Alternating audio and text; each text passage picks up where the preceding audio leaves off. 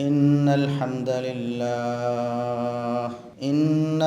لله نحمده ونستعينه ونستغفره ونعوذ بالله من شرور أنفسنا ومن سيئات أعمالنا. من يهده الله فلا مضل له ومن يضلل فلا هادي له. أشهد أن لا إله إلا الله وحده لا شريك له وأشهد أن محمدًا عبده ورسوله. اللهم صل على محمد وعلى آل محمد كما صليت على إبراهيم وعلى آل إبراهيم إنك حميد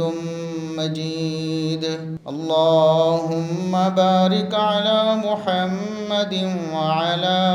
آل محمد كما باركت على إبراهيم وعلى آل إبراهيم إنك حميد مجيد. أما بعد فيا أيها الناس ألا إن خير الحديث كتاب الله وخير الهدي هدي محمد صلى الله عليه وسلم وشر الأمور محدثاتها وكل محدثة بدعة وكل بدعة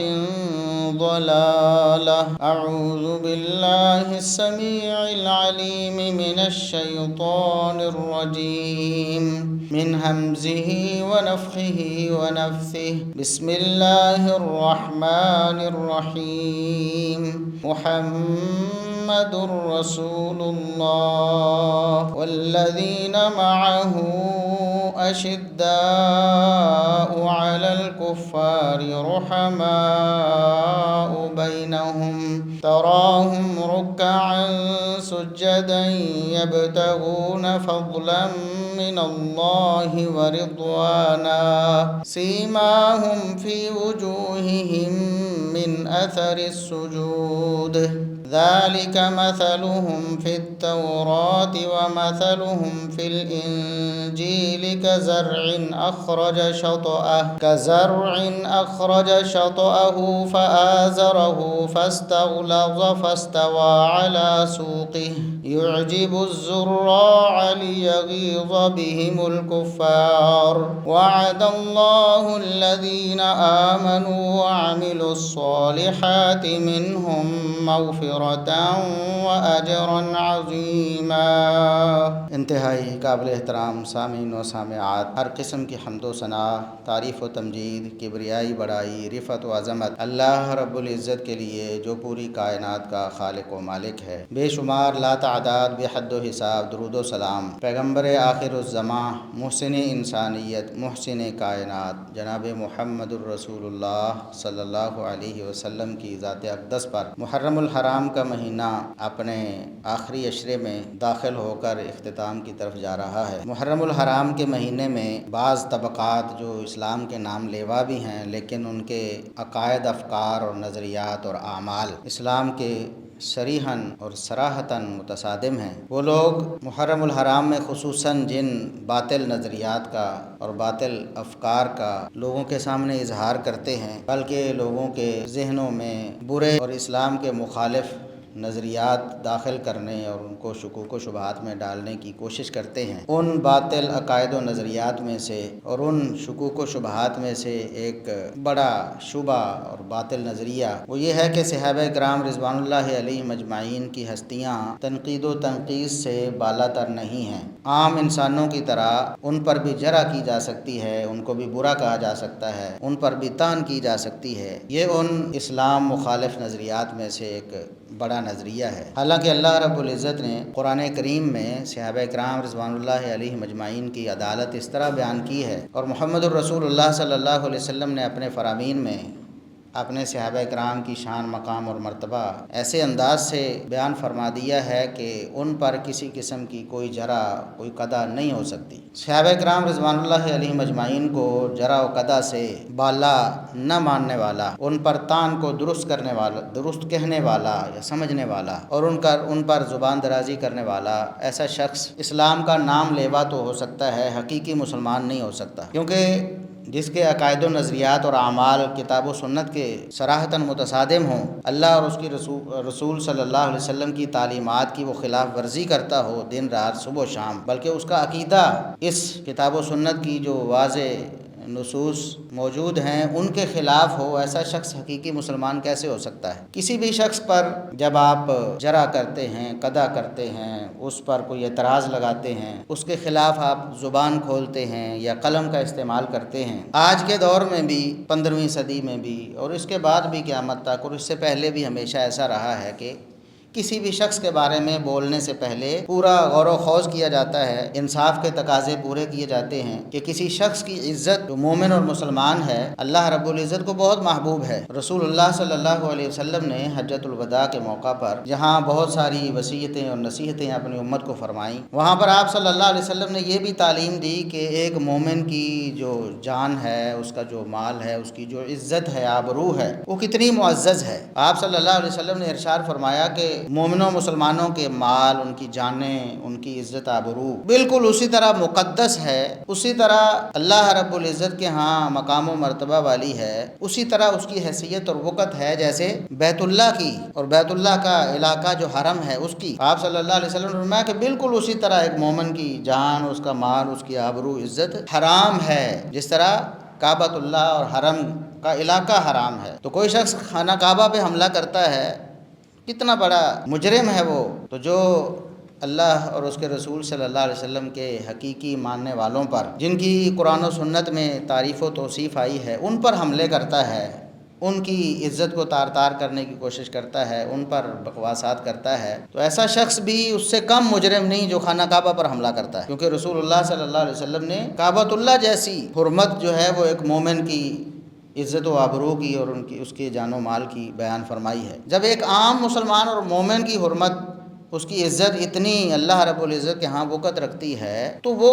مقدس ہستیاں، وہ معتبر ہستیاں جن کے ایمان کی گواہی اللہ رب العزت نے قرآن میں دی، جن کے اوصاف اللہ رب العزت نے تورات و انجیل میں بیان فرمائے، رسول اللہ صلی اللہ علیہ وسلم نے جن کو جنت کی بشارتیں دیں، جن کے اخلاص اور تقوی کی گواہی قرآن کی آیات دیتی ہیں، ان کے بارے میں اگر کوئی ایسا نظریہ رکھتا ہے یا ایسی زبان یا ایسا قلم استعمال کرتا ہے تو وہ بہت بڑا مجرم ہے، اللہ کے ہاں اس کا کوئی عمل معتبر نہیں ہے، چاہے جو مرضی کرتا رہے۔ رسول اللہ صلی اللہ علیہ وسلم نے فرمایا، اللہ فرماتا ہے، حدیث قدسی ہے صحیح بخاری میں، من عادی لی ولیا فقد آذنتہ بالحرب، جو میرے کسی ایک دوست سے دشمنی رکھتا ہے، اس سے عداوت رکھتا ہے، اس سے نفرت اور بغض رکھتا ہے، میں اللہ اس کے خلاف اعلان جنگ کرتا ہوں، میں اللہ کہتا ہوں کہ میرا اس سے اعلان جنگ ہے، میرا دشمن ہے وہ، میں اس سے دشمنی کروں گا۔ آج بھی اللہ رب العزت کے دوست موجود ہیں، ہمارا حسن ظن ہوتا ہے کہ فلاں شخص نمازی ہے، پرہیزگار ہے، سچا ہے، باکردار ہے، اللہ اور اس کے رسول صلی اللہ علیہ وسلم کے احکامات پر عمل کرتا ہے، ہمارا حسن ظن ہوتا ہے کہ یہ اللہ کا دوست ہے، تو اس کے بارے میں بھی، جس کے بارے میں ہمارا خیال ہے، اس کے بارے میں بدزبانی کرنا اور زبان کھولنا، اس کی عزت و آبرو پر حملہ کرنا حرام ہے۔ تو جن کی گواہی اللہ رب العزت نے دے دی ہے قرآن کریم میں، جن کی گواہی محمد رسول اللہ صلی اللہ علیہ وسلم نے دے دی ہے اپنی احادیث، اپنے فرامین میں، ان کے خلاف جو طوفان بدتمیزی کھڑا کرتا ہے، جو ان پر الزامات، بہتانات لگاتا ہے، ان کی عزت پر حملے کرتا ہے، وہ اپنا انجام دیکھے کہ اللہ رب العزت اس کا کتنا بڑا دشمن بن چکا ہے، اللہ اس کے خلاف اعلان جنگ کر چکا ہے۔ لہٰذا صحابہ کرام رضوان اللہ علیہم اجمعین ایسی ہستیاں نہیں ہیں کہ جن پر آپ تان کر سکیں، جن کے خلاف آپ زبانیں دراز کر سکیں، جن کی عزت و آبرو پر آپ حملے کر سکیں، اور پھر بھی آپ سمجھے کہ آپ پکے ٹھکے مومن ہیں، ایسا نہیں ہو سکتا۔ اللہ رب العزت نے فرمایا ان کے بارے میں، اولئک هم المؤمنون حقا، یہ حقیقی مومن ہیں۔ دنیا میں اگر کوئی حقیقی ایمان والے دیکھنے ہیں تو ان صحابہ کو دیکھو، ان کے تو ایمان کی گواہی اور حقیقی مومن ان کو اللہ رب العزت نے قرار دیا۔ آج ان پر تان کر کے، ان کو بدنام کرنے کی کوشش کر کے کوئی شخص مومن کیسے ہو سکتا ہے؟ اس کا دعویٰ ایمان جھوٹا ہے، ایسا شخص مومن نہیں ہو سکتا ہے۔ تو قرآن کا فیصلہ ہے، اللہ رب العزت نے ان کے ایمان کو کسوٹی اور معیار قرار دیا، فرمایا کہ فَإِنْ آمَنُوا بِمِثْلِ مَا آمَنْتُمْ بِهِ فَقَدِ اهْتَدَوْا، اے نبی کے صحابہ اگر یہ لوگ جو ایمان کا دعویٰ کرتے ہیں تمہاری طرح ایمان لائیں گے تب ان کا ایمان قبول ہوگا، ورنہ فَإِنَّمَا هُمْ فِي شِقَاقٍ، یہ گمراہی ہیں، یہ کفر پر ہیں، ایمان پر نہیں ہے۔ تو جن کا ایمان ہمارے لیے معیار ہے ان پر کوئی تان کرتا ہے اور ان کے ایمان کا ہی انکار کر دیتا ہے، پھر ایمان کا دعویٰ بھی کرتا ہے، اللہ کے ہاں کوئی حیثیت نہیں ہے اس کے دعویٰ ایمان، پرلے درجے کا بے ایمان ہے۔ اس لیے صحابہ کرام رضوان اللہ علیہم اجمعین ایسی ہستیاں ہیں کہ جن سے محبت رکھی جانی فرض ہے، جن سے احترام کا رشتہ رکھنا، جن سے عقیدت رکھنا، جن کی تعریف و توصیف سے اپنی زبان تر رکھنا ایک مسلمان کے لیے فرض اور ضروری ہے، کیونکہ یہ اللہ رب العزت کا فیصلہ ہے۔ اللہ رب العزت نے قرآن کریم میں یہ بات ارشاد فرمائی، محمد الرسول اللہ والذین معہ اشداء علی الکفار رحماء بینہم، محمد صلی اللہ علیہ وسلم اللہ کے رسول ہیں اور آپ صلی اللہ علیہ وسلم کے جو ساتھی ہیں صحابہ کرام رضوان اللہ علیہم اجمعین کفار پر بڑے سخت ہیں اور مومنوں کے لیے آپس میں باہم بہت نرم دل ہیں، ان کا آپس میں بڑا محبت مودت والا رشتہ ہے۔ پھر اللہ رب العزت نے ان کے اوصاف بیان فرمائے، ان کی نمازوں کا، ان کے قیام کا، ان کے رکوع و سجود کا اللہ رب العزت نے تذکرہ فرمایا، تذکرہ خیر فرمایا۔ تراہم رکعا سجدا یبتغون فضلا من اللہ ورضوانا، فرمایا آپ دیکھیں گے، قیامت تک کے لوگ دیکھیں گے دل کی رویت کے ساتھ کہ ان کے اوصاف اللہ نے بیان کیے ہیں۔ احادیث میں تذکرہ آیا ہے ان کے رکوع و سجود کا، ان کے لمبے لمبے قیام، ان کی تہجدوں کا، اللہ رب العزت کی رضامندی تلاش کرنے کا، اور میں رکوع و سجدے میں آپ دیکھیں گے ان کو۔ اور پھر اللہ رب العزت نے یہ بھی بتا دیا کہ ان کے رکوع و سجدے دکھاوے والے نہیں ہیں، نبی صلی اللہ علیہ وسلم کے جو ساتھی ہیں فرمایا یبتغون فضلا من اللہ ورضوانا، وہ یہ سارا کچھ کیوں کرتے ہیں؟ اللہ گواہی دے رہا ہے کہ وہ میری رضامندی اور خوشنودی کے لیے یہ کام کرتے ہیں۔ یعنی صحابہ کرام رضوان اللہ علیہم اجمعین کی عبادات کے اندر اخلاص کی گواہی بھی اللہ رب العزت نے دی۔ اور پھر اللہ رب العزت نے فرمایا ذالک مثلہم فی التوراۃ، یہ اوصاف ان کے اللہ نے تورات میں بیان کیے ہیں۔ فرمایا ہم نے تورات میں ذکر کر چھوڑا ہے، جہاں محمد الرسول اللہ صلی اللہ علیہ وسلم کا بطور آخری نبی ذکر ہے، وہاں نبی کریم صلی اللہ علیہ وسلم کے صحابہ کا ذکر ان کے اوصاف کے ساتھ موجود ہے کہ میرے آخری نبی کے صحابہ ایسے ایسے ہوں گے۔ تورات میں تو یہ تذکرہ ہے جو پیچھے بیان ہوا، وَمَثَلُهُمْ فِي الْإِنْجِيلِ كَزَرْعٍ أَخْرَجَ شَطْأَهُ، فرمایا انجیل میں اللہ نے ان کے کیا اوصاف بیان کیے ہیں؟ فرمایا کہ میرے نبی کے صحابہ، انجیل میں اللہ نے بیان کیا، اس وقت بنی اسرائیل کو بتایا کہ جو آخری نبی آنے والا ہے اس کی شان اور مقام تو بہت اعلیٰ ہے نا، اس کے صحابہ کا بھی بڑا مقام ہے۔ فرمایا کہ اس کے صحابہ وہ ہوں گے، تم بنی اسرائیل والے کیا کرتے ہو؟ انبیاء کو بے یار و مددگار چھوڑتے ہو، کبھی تو انکار کرتے ہو نا، ظلم ڈھاتے ہو، انبیاء کو قتل تک کر دیتے ہو، انبیاء کے دشمن بن جاتے ہو، اور اگر کلمہ پڑھ بھی لو تم کیا کرتے ہو؟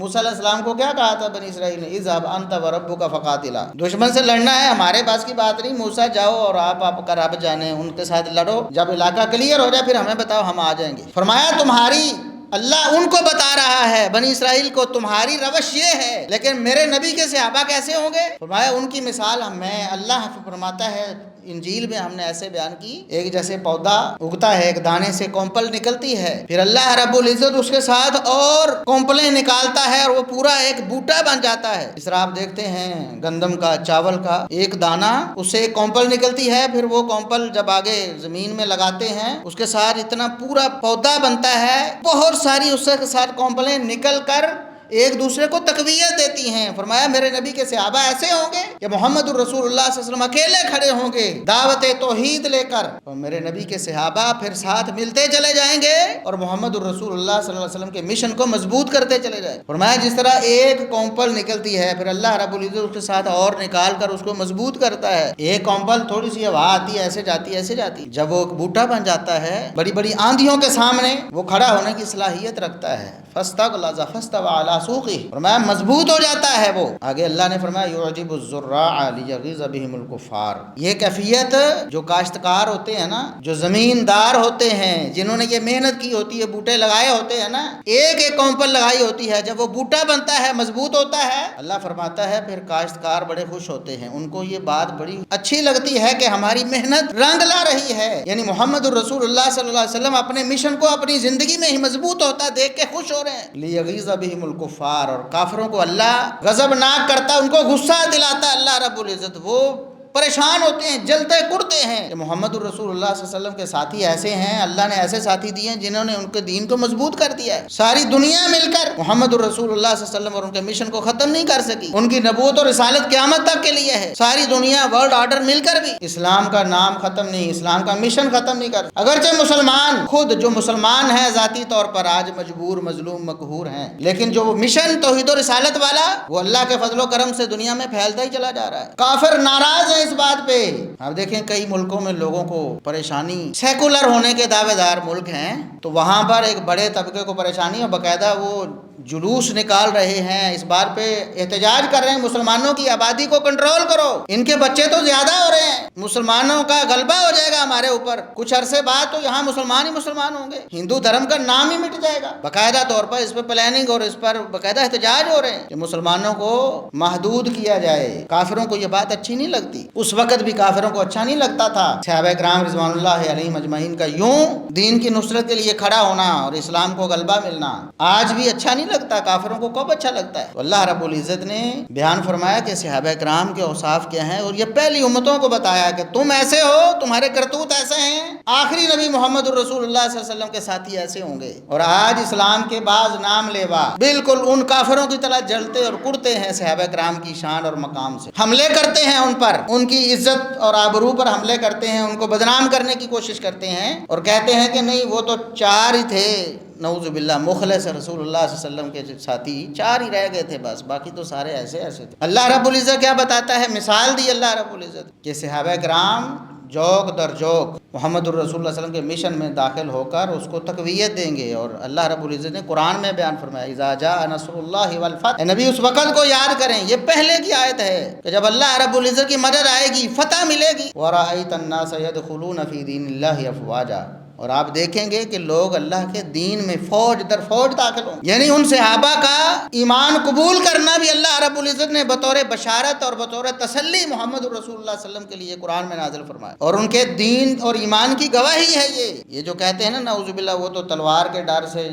مسلمان ہو گئے تھے، اللہ فرماتا ہے وہ اللہ کے دین میں داخل ہوں گے، اور یہ منافق کہتے ہیں کہ نعوذ باللہ وہ نفاق میں داخل ہو۔ اس لیے صحابہ کرام رضوان اللہ علیہم اجمعین ایسی ہستیاں ہیں کہ ان کے خلاف زبان کھولنا کسی طور جائز ہو ہی نہیں سکتا، یہ تو اللہ رب العزت کی تعلیمات کی صریح خلاف ورزی۔ اور محمد الرسول اللہ صلی اللہ علیہ وسلم نے کیا فرمایا؟ فرمایا کہ خیر امتی کرنی، خیر الناس کرنی، خیرکم کرنی، مختلف صیغے استعمال فرمائے، ساری انسانیت میں سے، انبیاء رسول کے بعد سب انسانوں میں سے سب سے بہترین میرے صحابہ ہے۔ پھر دوسرے نمبر پر بھی صحابہ کے جو شاگرد ہیں، جو ان سے ملنے والے، ملاقات کرنے والے، ان سے فیض حاصل کرنے والے، اور تیسرے نمبر پر بھی سارے انسانوں میں سے انبیاء اور رسول کے بعد بہترین وہ ہیں جو صحابہ کے ملنے والوں سے ملے، اور نبی کریم صلی اللہ علیہ وسلم نے صحابہ کرام کو ان کی مثال ستاروں کی بیان فرمائی ہے۔ صحیح مسلم کی حدیث ہے، آپ صلی اللہ علیہ وسلم، ایک تو معروف روایت ہے نا کہ اصحابی کالنجوم، وہ تو ثابت نہیں ہے، لوگ کہتے دیکھو جی تم تو جو ثابت نہیں ہے تم کہتے ہو صحابہ ستاروں جیسے ہیں۔ اچھا، صحیح مسلم میں حدیث موجود ہے، آپ صلی اللہ علیہ وسلم ایک دن مغرب کی نماز پڑھا کر اپنے گھر تشریف لے گئے، پھر آپ کا دوبارہ گزر ہوا مسجد کی، چونکہ دروازہ مسجد میں کھلتا تھا تو آپ مسجد میں تشریف لائے، دیکھا کچھ صحابہ بیٹھے ہوئے تھے، سیدنا ابو موسیٰ اشعری رضی اللہ تعالیٰ عنہ بیان کرتے ہیں میں اور میرے کچھ ساتھی بیٹھے ہوئے تھے، ہم نے فیصلہ یہ کیا تھا کہ مغرب کی نماز پڑھی ہے، ہمارا گھر ذرا دور ہے تو ہم ادھر ہی بیٹھتے ہیں، عشاء کی نماز بھی رسول اللہ صلی اللہ علیہ وسلم کی ابتدا میں پڑھیں گے پھر جائیں گے۔ آپ صلی اللہ علیہ وسلم نے پوچھا بھی آپ ادھر بیٹھے ہیں ابھی تک؟ تو انہوں نے بتایا کہ ہم اس لیے بیٹھے ہیں۔ آپ نے فرمایا اصب تم،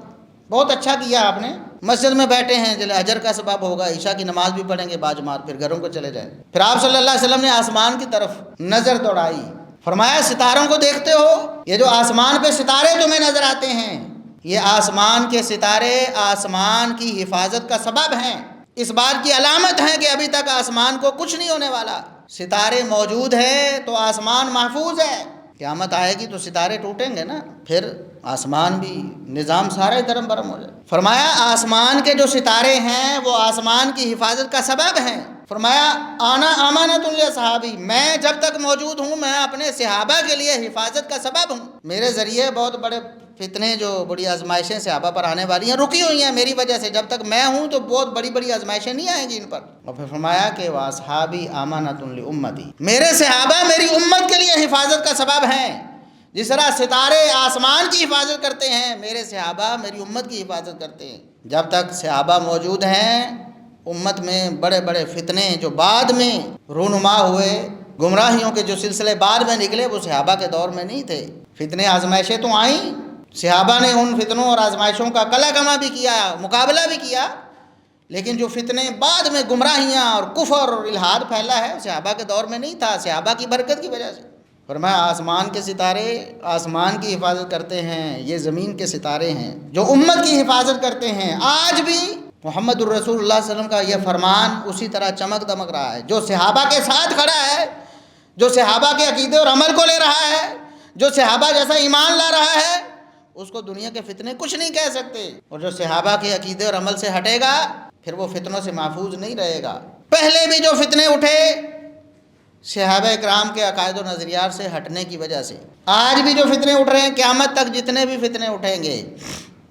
صحابہ کے عقیدے اور عمل سے انحراف کی وجہ سے، کیونکہ ان کے عقیدے اور عمل کو تو اللہ نے فرمایا یہ حق ہے، انہیں تو اللہ رب العزت نے جنت کا مہمان قرار دیا۔ کیا فرمایا اللہ رب العزت نے؟ وَكُلًّا وَعَدَ اللَّهُ الْحُسْنَى۔ میرے نبی کے صحابہ شروع میں ایمان لانے والے ہوں یا بہت اینڈ پہ ایمان لانے والے ہوں، اعلیٰ سے اعلیٰ ہوں، ادنا سے ادنا ہوں، فرمایا سب سے اللہ نے جنت کا وعدہ کر دیا ہے، یہ تو قرآن ہے۔ اسی طرح وَالسَّابِقُونَ الْأَوَّلُونَ مِنَ الْمُهَاجِرِينَ وَالْأَنصَارِ وَالَّذِينَ اتَّبَعُوهُم بِإِحْسَانٍ رَضِيَ اللَّهُ عَنْهُمْ وَرَضُوا عَنْهُ۔ فرمایا چاہے پہل اسلام لانے والے ہوں جن میں ابو بکر و عمر عثمان و علی ہیں اور دیگر صحابہ ہیں، اور چاہے بعد میں فتح مکہ اور اس کے بعد بھی ایمان لانے والے ہوں، فرمایا مراتب اور مقام کا تو فرق ہے آپس میں، لیکن جو سابقون الاولون ہیں اور جو ان کی راہ پر بعد میں چل کے ایمان لائے ہیں،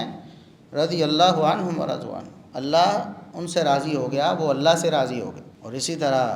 محمد الرسول اللہ صلی اللہ علیہ وسلم نے موقع بموقع صحابہ کرام کے ایمان کی گواہیاں بھی دیں، ان کے لیے جنت کی بشارتیں بھی دیں، اکٹھی بشارتیں بھی ہیں، الگ الگ موقع بموقع بھی ہیں، ایک ایک گروہ کے بارے میں بھی ہیں، ایک ایک شخص کے بارے میں بھی ہیں، بہت سے صحابہ کو نامزد کر کے رسول اللہ صلی اللہ علیہ وسلم نے جنت کی بشارتیں دیں، جس طرح عشرہ مبشرہ ہیں، اور دیگر صحابہ اکرام ہیں رضوان اللہ علیہم اجمعین، جن میں سیدنا معاویہ رضی اللہ تعالیٰ عنہ بھی شامل ہیں۔ اول جیش من امتی یغزون البحر قد اوجبوا، سب سے پہلا لشکر جو غزوہ بحر کرے گا، فرمایا انہوں نے تو جنت الاٹ کروا لی ہے، ان کے نام جنت الاٹ ہو چکی ہے۔ کچھ لوگوں نے سوچا نا، ایک صحابی کے بارے میں جس سے غلطی ہوئی تھی، بدر والا صحابی تھا حاتب بن ابی بلتہ رضی اللہ تعالیٰ عنہ، کوئی صحابہ نے سوچا یہ تو بڑا مجرم بن گیا، اتنی بڑی غلطی کر دی اس نے۔ اللہ رب العزت نے پھر محمد الرسول اللہ صلی اللہ علیہ وسلم کے ذریعے ان کو بتایا۔ آپ صلی اللہ علیہ وسلم نے فرمایا لعل اللہ قد اطلع علی اہل بدر، عمر تمہیں پتہ نہیں کہ یہ بدری صحابی ہے، اور اللہ رب العزت نے اہل بدر پر نظر رحمت فرما کے ارشاد فرمایا اعملوا ما شئتم فقد وجبت لكم الجنہ، جاؤ جو مرضی کرتے رہو، جنت تمہاری الاٹ ہو چکی ہے۔ جس کی جنت الاٹ ہو جائے، اللہ کی الاٹمنٹ کو کوئی کینسل نہیں کر سکتا، اس لیے صحابہ کرام کے لیے جنت الاٹ ہو چکی ہے، سیدنا معاویہ رضی اللہ عنہ کے لیے، اور دیگر صحابہ جن کا نام لیا ہے اور جن کا نہیں بھی لیا، اللہ نے قرآن میں بالکل مطلقاً فرما دیا وَكُلًّا وَعَدَ اللَّهُ الْحُسْنَى، سب کو اللہ نے جنت کا وعدہ دیا ہے۔ تو ایسے جنتی لوگ، ایسے اللہ رب العزت کی رضامندی حاصل کرنے والے لوگ، ایسے بہترین لوگ، ایسے بشارتیں پانے والے لوگ، کوئی شخص اگر ان کا مخالف ہو جائے، ان کے خلاف زبان درازی کرے اور ان کی توہین اور تنقید کو درست سمجھے، ایسا شخص مومن نہیں ہو سکتا۔ صحابہ کرام تنقید اور تنقید سے ماورا ہیں، بالا تر ہیں، اس لیے محدثین کرام رحمہم اللہ نے کتابیں لکھی ہیں حدیث کی حفاظت کے لیے، حدیث کے راویوں کے حالات پر، جتنے بھی راوی ہیں ان کے بارے میں جرح و تعدیل ذکر کی ہے، ان کے اچھے اوصاف بھی اور برے بھی، یہ بتایا کہ اس کی روایت قبول کرنی، اس کی نہیں کرنی، لیکن صحابہ کرام رضوان اللہ علیہم اجمعین سب کے سب کو اس سے مستثنا قرار دیا، فرمایا کہ وہ ایسی ہستیاں ہی نہیں جن کے بارے میں ہم جرح کر سکیں، یہ کہہ سکیں کہ یہ اچھا نہیں تھا، اس میں یہ برائی تھی، یہ ہم کہہ ہی نہیں سکتے، اللہ نے ان کے لیے سرٹیفکیٹ دے دیے، محمد رسول اللہ صلی اللہ علیہ وسلم نے ان کے لیے بیان فرما دیا۔ تو اس لیے صحابہ کرام رضوان اللہ علیہم اجمعین، محرم الحرام میں خصوصاً ان پر تان ہوتی ہے، تو صحابہ کا مقام ہمیں سمجھنا چاہیے کتاب و سنت کی روشنی میں۔ اللہ رب العزت ہمیں عمل کی توفیق عطا فرمائے۔ وآخر دعوانا الحمد